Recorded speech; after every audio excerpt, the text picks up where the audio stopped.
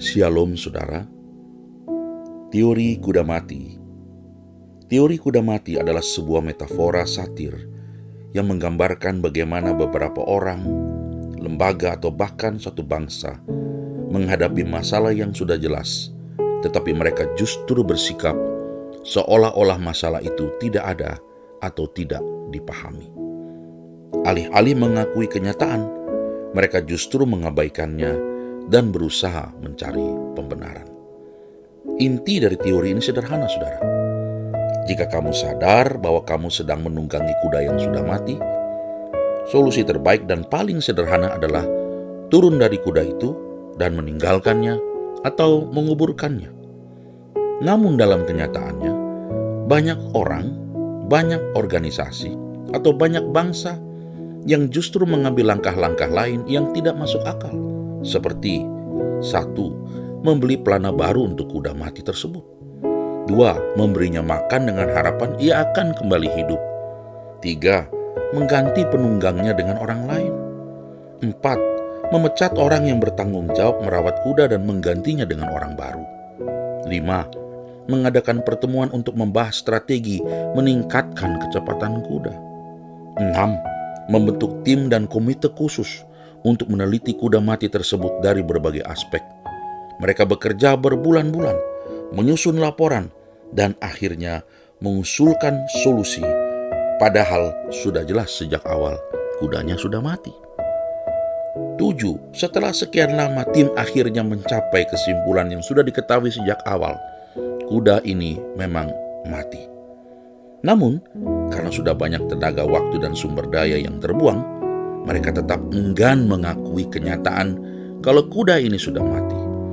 Untuk mencari pembenaran, mereka mulai membandingkan kuda mereka dengan kuda mati lainnya dan berargumen bahwa kuda ini tidak benar-benar mati, hanya kurang latihan dan perlu pelatihan khusus. Lalu, mereka mengajukan anggaran tambahan untuk, dalam tanda petik, melatih kuda mati tersebut. Pada akhirnya, mereka mengubah definisi kata mati agar dapat meyakinkan diri sendiri bahwa kuda itu sebenarnya masih hidup. Saudara, kisah ini mengajarkan kita satu hal dalam hidup. Kita seringkali mempertahankan sesuatu yang seharusnya sudah kita lepaskan. Kita takut perubahan. Kita berpikir bahwa semakin keras kita berusaha, pasti semuanya akan kembali seperti dulu. Kadang Tuhan ingin kita meninggalkan kuda mati dalam hidup kita. Cara berpikir lama maksudnya, kebiasaan-kebiasaan lama, atau bahkan sistem lama yang tidak lagi membawa kemajuan atau pertumbuhan. Tuhan ingin membawa kita kepada hal yang baru, tetapi kita harus berani untuk berhenti mempertahankan sesuatu yang sudah tidak bisa lagi dipertahankan. Ada baiknya kita merefleksikan kisah ini dalam kehidupan pribadi kita dengan mengajukan pertanyaan, apakah ada hal dalam hidup saya yang sebenarnya sudah mati tetapi saya masih bersikeras mempertahankannya? Apakah saya lebih memilih mencari pembenaran daripada mengakui bahwa saya sesungguhnya perlu berubah?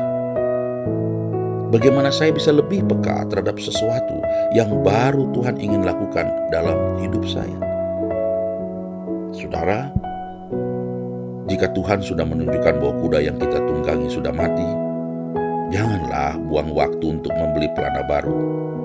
Beranilah untuk turun dan izinkan Tuhan menuntun kita kepada sesuatu yang lebih baik. Kita harus mengakui, Tuhan, seringkali aku takut untuk berubah. Aku ingin terus bertahan dengan cara-cara lama, meskipun aku tahu itu tidak lagi efektif. Tolong aku untuk memiliki keberanian, melepaskan yang lama, dan membuka hati untuk sesuatu yang baru. Itu baru orang-orang yang realistis. Saya Pendeta Daniel Zakarias dalam Senandika Gembala GKO.